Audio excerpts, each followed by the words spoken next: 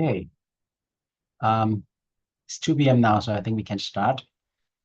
So first of all, welcome everyone, and thank you for joining us with today's webinar on the topic online IP enforcement in the age of emerging technology. My name is Sipsri Tripon, and I am joined by my colleague Chunithorn Kaminkur. In this session, we will dive into the evolving world of online IP protection and enforcement, the fast pace of technological progress, especially in generative AI. It changed how IP is created, shared, and protected. So that's why we are here to discuss on these changes, this fast pace of changes. The digital landscape is more diverse than ever, from e-commerce and social media to content sharing platforms and AI tools. And this is the most important part. Each of the platform brings its own set of rules, user behaviors, and jurisdictional challenges that makes consistent IP protection across platforms increasingly difficult. Over the next 45 minutes, we will discuss current challenges and legal frameworks. We will explain those points with recent case studies and conclude with practical strategies to help you protect your IP in this fast-moving environment. We also encourage you to post questions in the chat at any time. We address them in the dedicated Q&A session near the end of the session. So let's move to our next slide on the current landscape of online IP infringement. I'll pass it over to Shunithorn. Thank you, Constance, and good afternoon, everyone. My name is Tony Ton, an associate working at IP department at Dillon Gibbons. So, as Constance said, to understand the online IP infringement challenges in Thailand, we need to start with the digital landscape itself. So, as of February 2025, Thailand had over 65 million internet users, which means more than 90% of the country's population is now online. Among them, about 51 million users actively use social media. That's roughly 78% of all internet users. This shows just how deeply digital platforms are integrated into everyday life here. Okay, so these platforms, now let's take a look at where people are spending their time. The top 5 most visited social media platforms in Thailand are Facebook, Line, TikTok, Messengers, and Instagram. These platforms are no longer just communications. They're used for shopping, brand promotions, live selling, and more. So on the e-commerce front, the numbers are just as striking. So Shopee leads with over 114 million visits per month, followed by Lazada with nearly 74 billion per month, and TikTok has become a strong player with at least 66 million monthly visits. Okay, so what this information tells us is that online spaces in Thailand are highly active, highly commercial, and constantly moving. And while that creates massive opportunities, it also opens the door for IP infringement, from counterfeit goods to unauthorized sales and content misuse. So with such a large number of Thai users spending significant time on the internet, especially on social media and e-commerce platforms, it is no surprise that these same spaces have become hotspots for intellectual property infringement. So let's take a closer look at the common infringement type we are seeing today. Okay, so in today's digital landscape, IP infringement isn't confined to one channel. It's happening across e-commerce, social media, and websites, each with its own pattern and challenges. Starting with e-commerce platforms such as Shopee, Lazada, and TikTok Shop. These marketplaces have exploded in popularity for both buyers and sellers. But along with that growth, we see 4 major types of infringement. The first one is copyright infringements, such as unauthorized use of photos, logos, product designs, and even marketing copy. The second one is trademark infringement, where sellers misuse brand, brand names, logos, and create similar like sounding product listing. The third one is counterfeiting, which involve fake or lookalike goods being sold as genuine, often at lower price and with deceptive branding. Lastly, patent infringement, we found some, not much, but especially with trending gadgets or lifestyle products that copy protected technology or design. Next, we move to the social media platform like Facebook, Instagram, and TikTok. Spaces where users not only interact but also sell, promote, and influence others. Purchasing decisions. Here we commonly see unauthorized reselling or branded goods or replicas, especially through Facebook groups and TikTok live streams. We also see some fake accounts and pages impersonating official brands to build trust with consumer. And lastly, again, copyright and trademark issue, where brand assets such as product images, fonts, and ad creatives are used without permissions.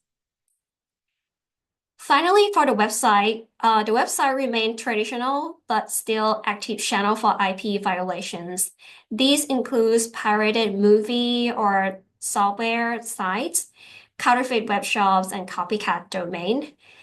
We also see patent infringement through websites that advertise and ship infringing products internationally. In all these channels, what we're really seeing is their intersections of visibility, speed, and volume. The more popular the platform, the more opportunity for infringement. So as we have seen that infringement happens across e-commerce, social media, and website, affecting copyrights, trademark, counterfeiting, and even patents. But identifying this issue is only half the battle.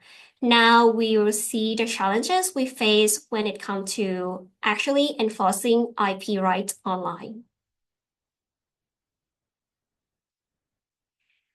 Right, so for the key challenges in online IP enforcement, there are three main challenges that continue to impact our ability to enforce IP rights effectively in the online space. First is the issue of anonymity. Many online infringers operate behind fake names, unverified seller accounts, or false contact details. This makes it very difficult to identify the real individuals behind the activity and take appropriate legal actions. There are often several steps ahead when it comes to hiding the digital footprints. And second, we face coordination challenges. Across enforcement channels, Thailand has multiple enforcement pathways, ranging from administrative procedures to civil and criminal litigations. Each body plays an important role, but at times the lack of centralized coordination can lead to some delay and inconsistent outcomes. So we think that like greater alignment and streamlined procedure would make enforcement effort more efficient and responsive to the pace of online infringement. Lastly, there are the cross-border issues. Many infringing websites or platforms are hosted overseas. Beyond the immediate reach of Thai laws, this global nature of internet making it more difficult to take down content or prosecute the parties involved. So as we have seen, enforcing IP rights online comes with a number of challenges, whether it's dealing with anonymous infringers, navigating across different enforcement channels, or trying to act beyond our borders. To respond to these challenges effectively, we need a strong legal backbone. And on that note, I would like to hand things over to Kun Sri, who will walk us through the next topic of how we can support IP enforcement in a digital world. Kun Sri, please.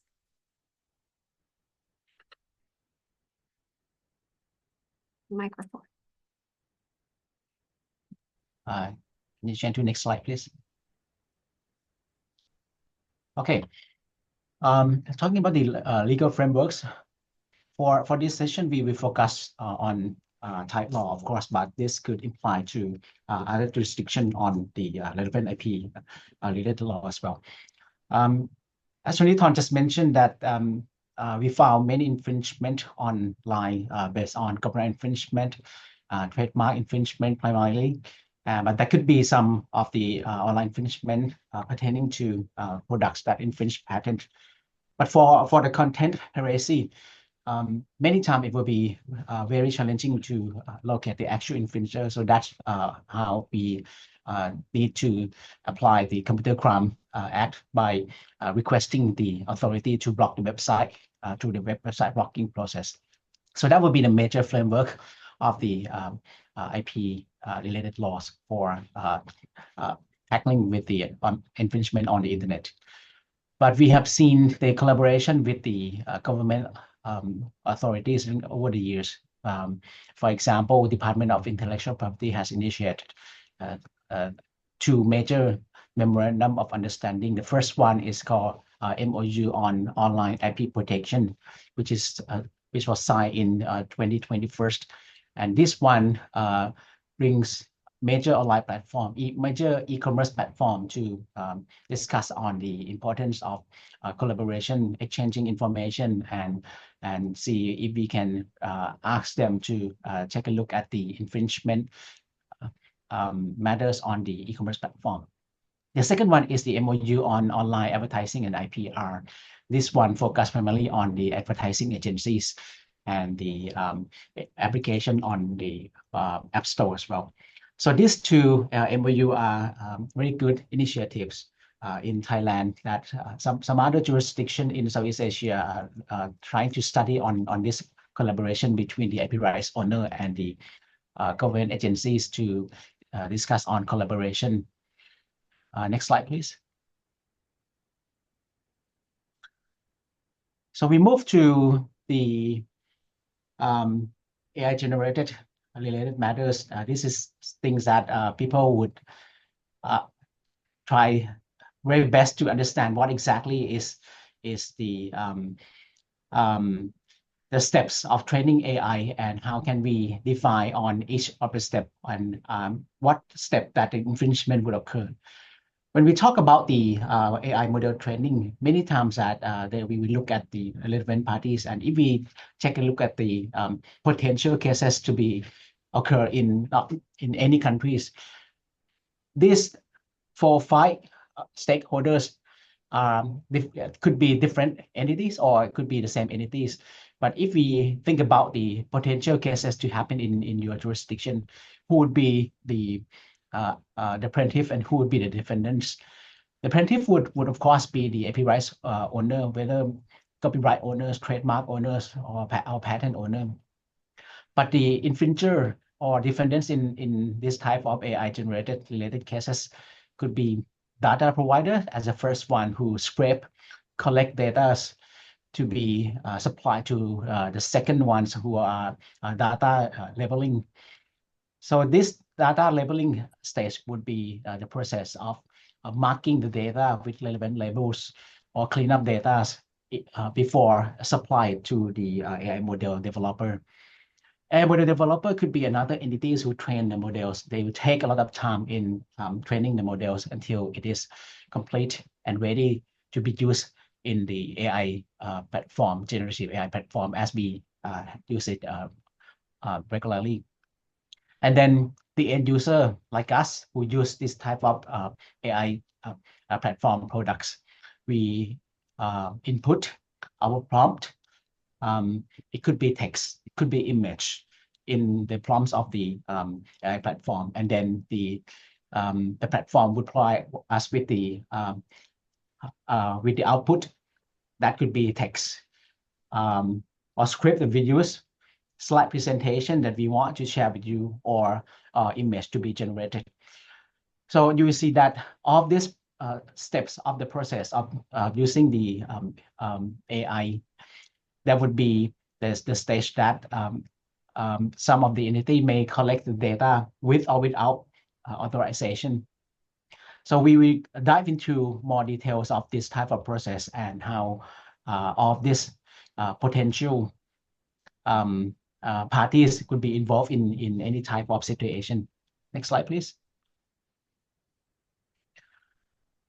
The jurisdiction that we have seen that try to develop the laws to be relevant to AI generated contents are in Southeast Asia, in Asia at least would be Japan and Singapore. They look at the text and data mining process in particular. If we look closer at what exactly is the TDM or text and data mining, is a process of analyzing large volume of text, image, audio, or video. It is very essential for training AI models, but the fact is they copy the entire works to analyze the data, and many times they raise copyright issues. Some of the data provider would say that they collect all this information with authorization, with license, but some of the data may be collected without authorization by claiming that it would be in the public domain without permission. Next slide, please. So when we look at the TDM related laws by Japan and Singapore, we see that Japan is could be one of the most AI friendly approach for the time being. They permit TDM for any purpose, including commercial use, without requiring prior consent. So this will be very friendly for AI developer. Singapore, there will be more balance on approach with safeguards that it will be subject to safeguard that user must have lawful access to the content. So whether this lawful access to the content would require every steps of requesting for authorization of scraping or collecting data. In Singapore, to the best of my knowledge, they're still debating between the steps of collecting data and training data that which one TDM related law would be applied for these particular steps. Next slide, please. If we look at the regulatory approach to AI transparency, you see that there have been some of the laws and regulations introduced by EU, China, and USA in California in particular. This regulatory approach would focus on disclosure of artificial intelligence nature, meaning that the provider must label their AI generated contents. They must also offer free AI detection tools, which is introduced in California. And so this type of regulatory approach would help the people who use content online to see whether this type of content is generated by AI or by a human. This might not be directly related to the IP related issues, but this is something that we might need to take a closer look when we look at the information to be collected from the original sources, and whether the works that we want to use it further would involve with AI generated contents, because that would mean that any work come with AI generated content, we may not be able to guarantee whether every steps of the AI model training would pass through the authorization process to collect data to train such AI. Next slide, please. Okay. I think many of the jurisdiction, many of the law practitioners here attending this webinar will see that we try to monitor many cases from all over the world discussing about the use of AI, whether it will fall within fair use exception or it will be completely infringement. Thomson Reuters and Ross Intelligence is one of the first case that that's considered as a landmark case for AI generated contents. Many of you would know Thomson Reuters very well, the provider of Westlaw, and they created the copyrighted head note. I mean that they summarize each of the case in the head notes, and for the basic information in each of the case. And in this case, the court found that Ross Intelligence collect those case notes created by Thomson Reuters in Westlaw without authorization. The case was filed in May 2020, and the judgment was ruled in February 2025. And in this case, the court reject Ross fair use defense.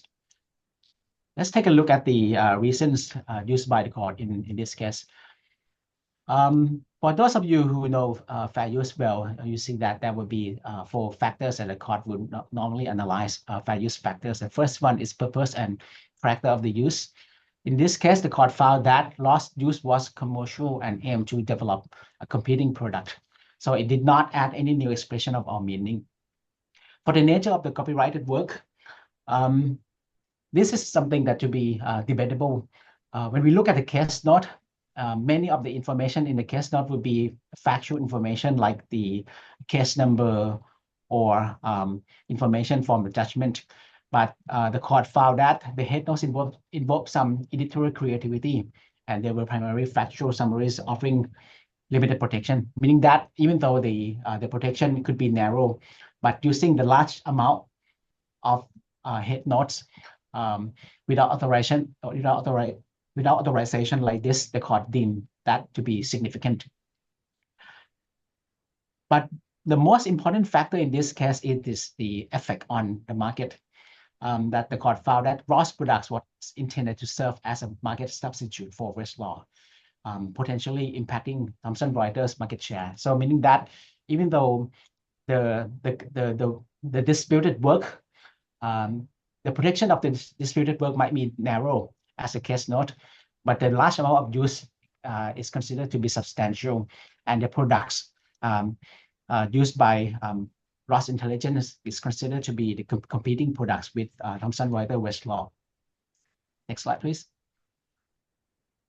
So Ross case between Thomson Reuters and Ross Intelligence is a case that we have seen and being discussed extensively earlier this year, since February 2025.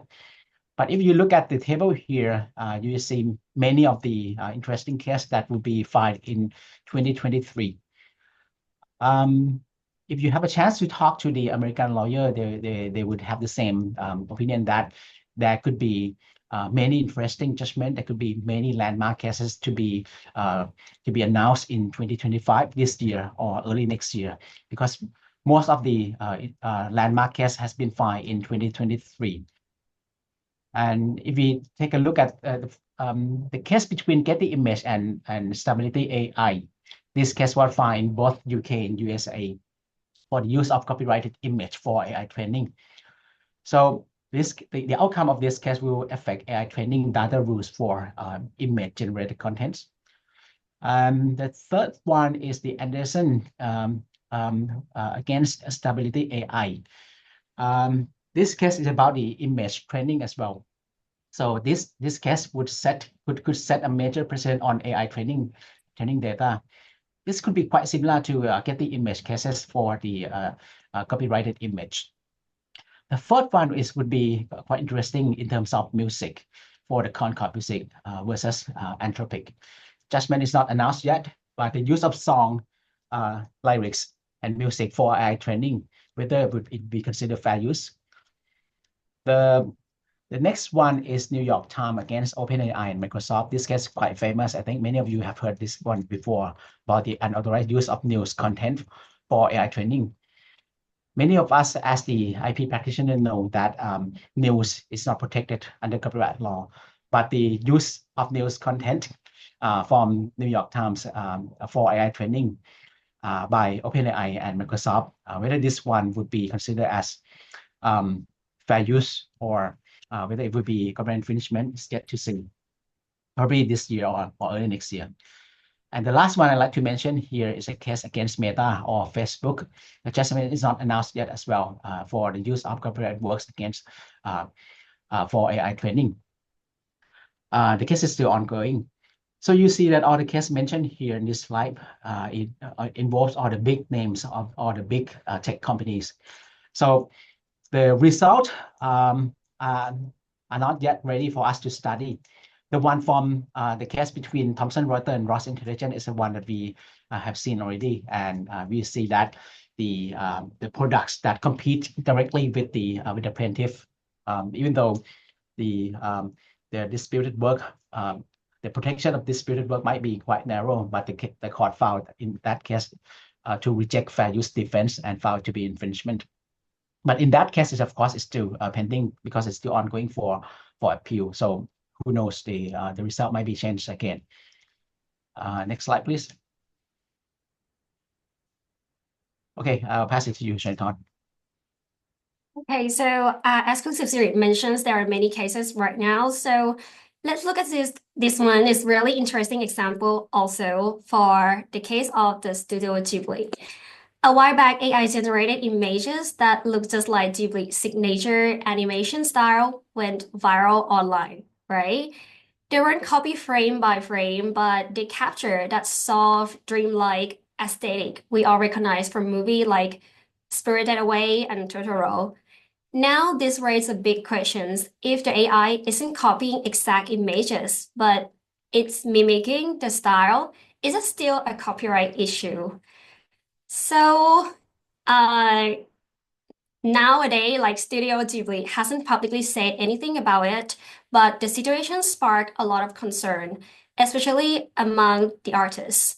Many felt like their creative identity was being borrowed without permission. In response, OpenAI stepped in and blocked users from generating images in the style of Ghibli and other living artists. It was a strong signal that developers are starting to take this seriously. At the center of this issue is the questions of consent. Should AI developers get permission before training their model on creative work? Some argue it's a fair use because the AI is creating something new. Others say it's still exploitations, especially when it borrows a distinctive style. So this case shows just how still blurry the legal lines are. As AI keeps evolving, we might need a better rules, one that support innovations while protecting original artists and their work. So this is the case of Studio Ghibli. Another one that is very recently, this is the big case that's already in court.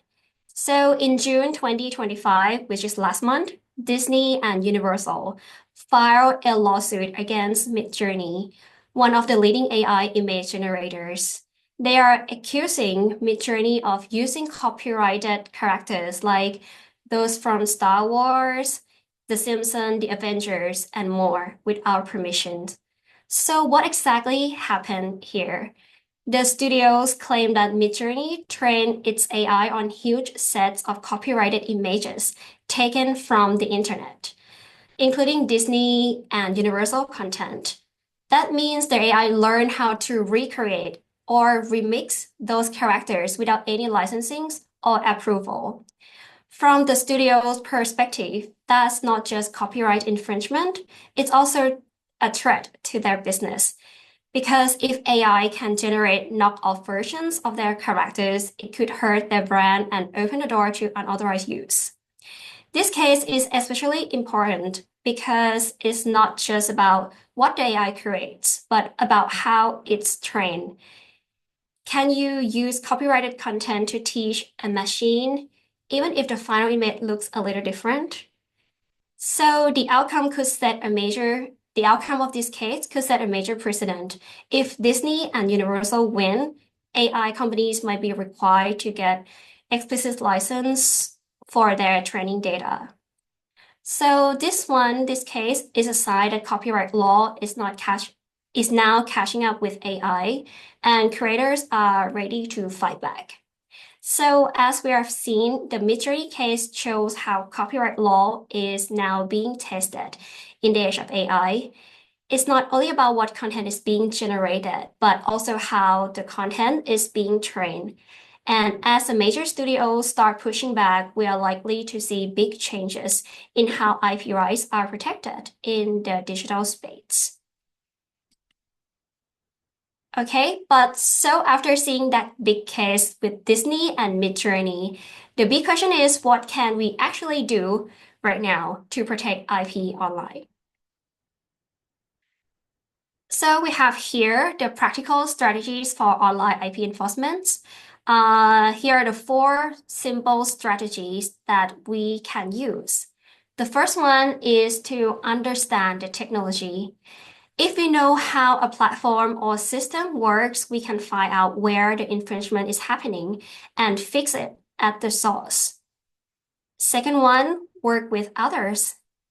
For like in Thailand, we can partnering with platforms and Thai agencies like the Department of Intellectual Property or DIP, ECD Police, and DSI, who really helps us take action faster. The third one is to prevent the problems before they start, is to register your IP and use tools to protect your content. This one will give you a legal ground to stand on when infringements happened. And lastly, educate and engage stakeholders. We believe that educate people, train your team, raise public awareness, and help creators understand their rights will help a lot. Because the more people know, the better we can protect IP rights. Okay, so these four steps may sound simple, but they are actually powerful when done right. So from here, we have talked about what we can do from a legal and enforcement perspective.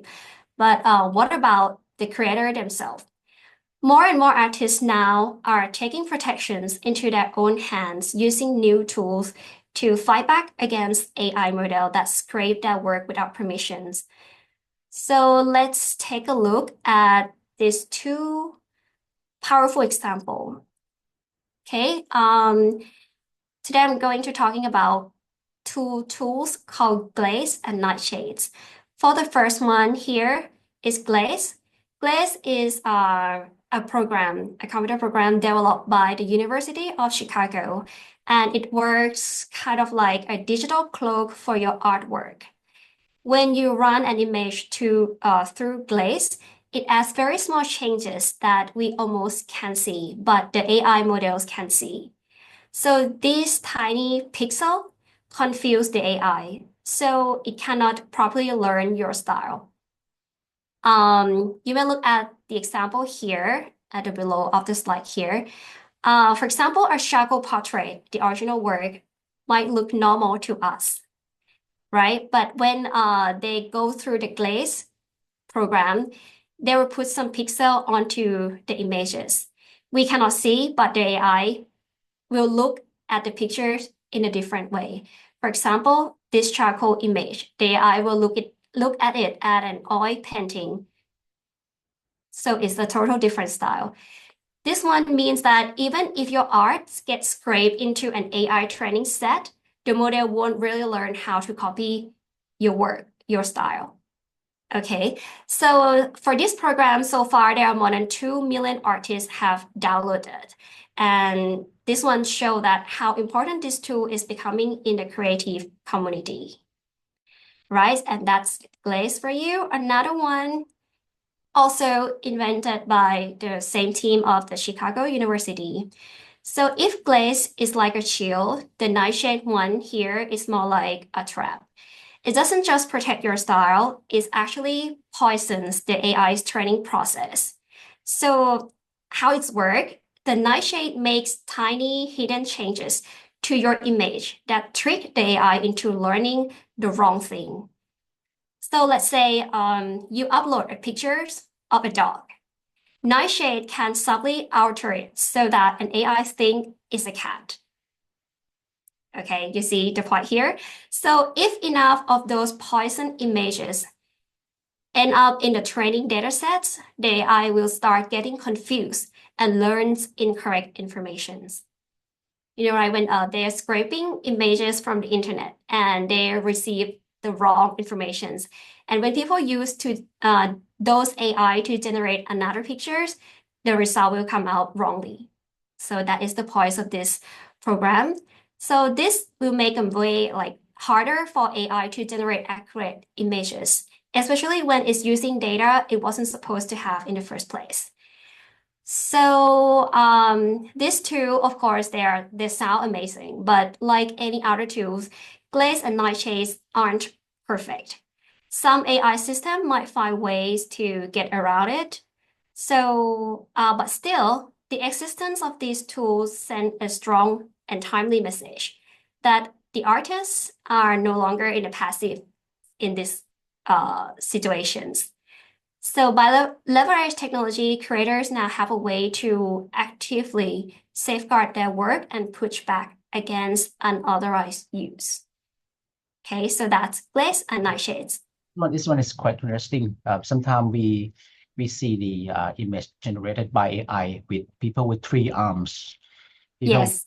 it's so. Do you think that is possible that it could be poisoned or cloaked somehow? Well, I have heard that about the people hands and arm is like a weak point for AI. Yet it might not be from the poison images, but maybe it's a difficult like figures of humans. But I think the poison image will result similarly for those editing like style of the artist after the creations like have their own distinctive style of work and they poison it first, then the AI cannot learn from the data sets. Hmm. Yes. That's why the labeling or cleaning stage of training AI come into play for this type Yes. of poison or cloak data. Right? Correct. That is why the like advanced because they're like advanced AI generative in the futures, they could overcome this. But the creator teams of Glaze and Nightshades, they also say that they are developing to like combat with the fast moving of the AI development and everything. So we'll see in the future they'll have more tools like this to help creators and like everyone to protect their works. Okay, so that is for the creators who have like artworks online, but for other people, IP rights owners, you have other options here, which I will hand over to Kun Sipsuri to continue. Okay.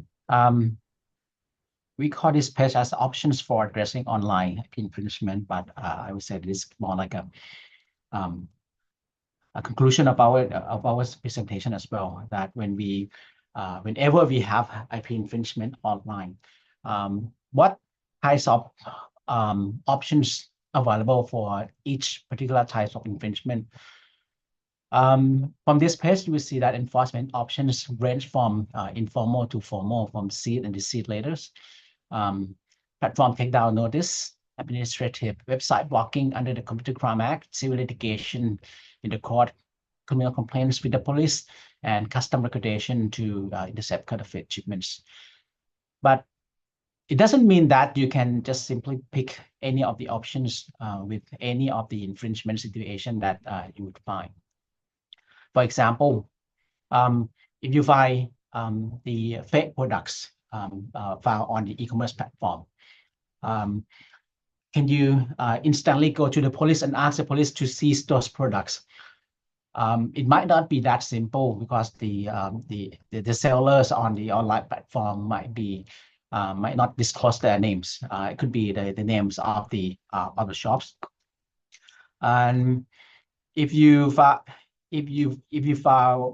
the pirated content on the social media platform, like a pirate movie on social media platform, what would you do? In any of the infringement situation, if you would be able to find or locate the actual infringer of each of the infringement, you can of course file a case with the court.